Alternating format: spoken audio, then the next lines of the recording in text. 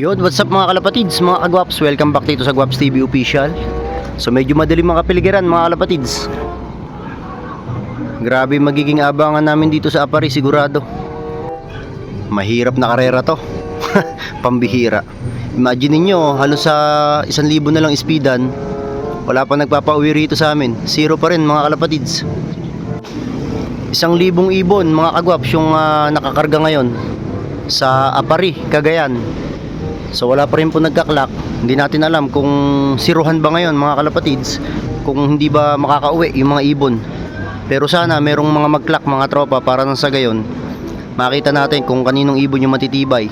Sa ganitong panahon mga tropa, request na lang din ng iba kahit umuwi yung ibon pero pagka live ka, syempre mas gusto mo na sana magklak mga tropa. Pero ganun talaga, malalaman natin kung makakauwi ba yung ibon natin na si JJ sa ganitong panahon. Alaman lang nagdadaan mga kalapatids, pambihira. Weather check natin mga kalapatids, grabe, umuulan po. Mga tropa, umuulan dito sa area namin. So hindi natin alam kung merong uuwi sa 1,000 ibon na pinawalan sa Apari ng CLRPC mga kalapatids. So nakita ko din yung post ni Idol Nelson Chua. Binaba nila ibon nila mga kalapatids. Nasa Dalton sila, binaba nila rito papuntang Karanglan saka Nueva Ecija. Hindi natin alam kung saan na i-release, pero makikita nyo ron sa video, sobrang lakas ng ulan mga kalapatids. So ito, may mga ibon na mga nagdadaan, pero ito siguro yung mga malalapit na ang pinawalan hindi pa tatawid ng bundok. Kasi pag tumawid ka na ng bundok dito mga kalapatids, tapos ganito panahon, mahirap na. So may mga nagdadaan pa rin naman, siguro yung mga release nun, mga dito sa Pangasinan, dito sa gawing San Jose, makakadaan pa ibon nyo, pauwi ng Manila, saka pauwi ng South, dito sa gawin na to. Pero yung sa amin, nandun pa sa gitna ng bundok sigurado yun, hindi namin alam kung may magkaklak mga kalapatids. Mga tropa, 800 pababa na lang po yung ispiran. Wala pa rin po nagpapaklak. Silipin na nga lang natin to. Ayan o, may itim tayo rito. Mga ibon natin, o kayo kapag lumaban tayo ng South, dapat isa sa inyo sana mga super set mga ibon natin mga kagwaps. Pambihira, parang yung Kuya JJ nyo medyo mahihirapan ngayon makauwi kaya yon. 800 pababa na lang mga kalapatids yung ispira namin. Wala pa rin po nagpapaklak, zero pa din po mga kagwaps.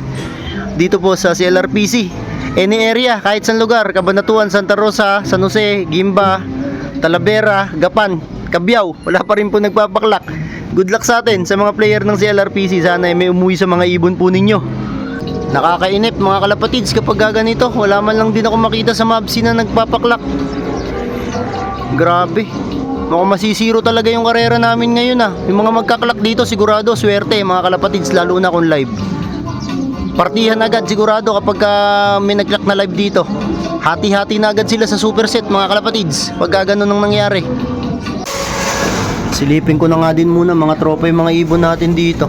Ayun, kadilim Grabe, ayan mga pangkuan natin, BBC natin.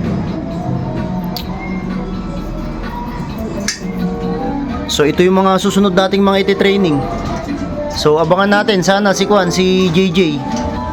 If ever man kasi na makauwi yun at kaya pa ng Santa Ana, ibibira ko pa ng Santa Ana mga tropa. Tapos kasabay itong mga to, kasi baka mamaya meron tayong magsusuperset dito sa BBC. Laro natin sa BBC mga tropa. Ang dilim grabe panahon mga tropa. Ayun kitang-kita naman natin. Paano tayo makakapagpauwi sa ganyan? Zero clacking pa rin mga tropa, wala pa pong nagpapaklak. Ay Diyos ko. Ayan, may nagpaklak mga tropa, taga Talavera. So shoutout sa kalapatids natin from Talavera. Solo clacking pa siya mga tropa. Ang speed niya nasa 707 ata. Pa-cut off na rin mga tropa. So sana kasama yung ibon natin dun sa ibon niya. 700 lang ang paklakan. Mukhang masosolo pa niya mga kalapatids. Abang-abang tayo. Ang ispiran dito sa atin is nasa 760 na lang pababa mga tropa. So may nagpaklak na sa gawin Talavera kasi ako na yon, medyo malapit yon. So sana kung makakasabay yung ibon natin, baka sakali mga kalapatids na umabot din sa 700 na clacking. So by the way, congratulations kalapatids from Talavera. Napakalakas ng ibon mo bro. Yan mga kalapatids, meron ulit dalawa na nagpaklak. Pambira, 700 na lang talaga ispiran, pakatop na. Nagdati ngayong mga ibon nila, mga tropa. So tatlo na sila ngayon na nasa clacking. Pambira, nakakapatuloy mga kalapatids. Baka malay natin, di ba? Biglang dumating yung ibon natin. Eto na mga kalapatids. Dumating yung ibon natin. So nasa pang 30 plus siya sa rankingan ng mga nakauwi. So 5 lang po yung nag-clock dito sa CLRPC. So hindi natin alam kung ilan pa yung live doon, pero congratulations sa 5 nag-clock dito sa CLRPC. Ito po yung ibon, nakasabay po ng mga ibon nyo. Namamara ko na po. Kagigising ko kasi mga kalapatids iniwanan ko na kanina nung nag-cut off na, hindi na ulit ako umakyat. So umakyat lang ulit ako ngayon dito para sana magpatukan ng kalapate. At hindi ko rin inaasahan na uuwi pala yung ibon na to mga kalapatids ngayong araw mismo. Kasi kung mapapansin nyo, umuulan pa rin po sa labas mga kagwaps. So ito si JJ, inuwihan tayo mga kalapatids, kaya malakas na ibon to. Ayan o, tingnan nyo. Umuulan mga kalapatids siguro kanina nung hindi na tayo umakyat dito. Dumating siya mga kalapatids, nakapagpatuyo na siya ng balahibo. Kasi kanina po umuulan nung nagkatopan na, kaya hindi na ulit tayo umakyat dito.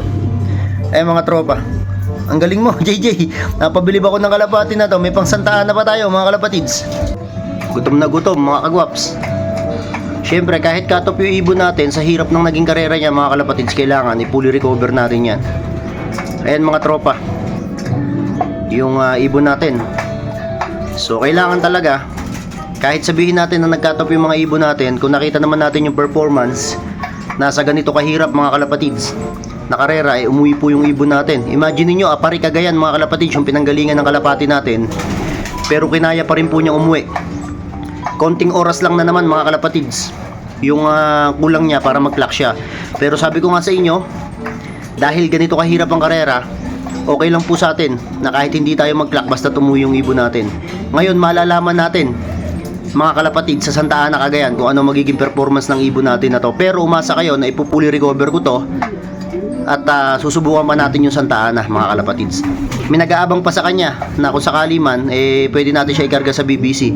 Pero sa ngayon mga kalapatids, hayaan muna natin siya mag-recover. At sobrang hirap ng karera na ginawa niya mga kalapatids. Imagine niyo sa 1,000, ngayon 38 pa lang ata yung nagka-clock mga kalapatids. So maraming nawalang ibon, pero siya pinilit niyang umuwi ngayong araw mga kalapatids, mga kagwaps. Congratulations sa lahat ng may mga live na nakapagpaklak.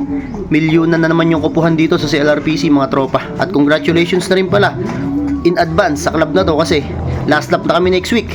Napakagaling at napakaganda ng pag-oorganisa ng club na to mga kalapatids. So yan maraming salamat sa inyo mga kagwaps. So sana po sa susunod tayo naman po ang magtamasa mga kalapatids. At abangan natin sana sa Santa Ana mag-clock na tong ibon natin na to, para nang sa gayon mga tropa, mga kagwaps, makaparty naman tayo kung meron mang papartihin sa Patibayan mga tropa. So maraming salamat po sa inyo.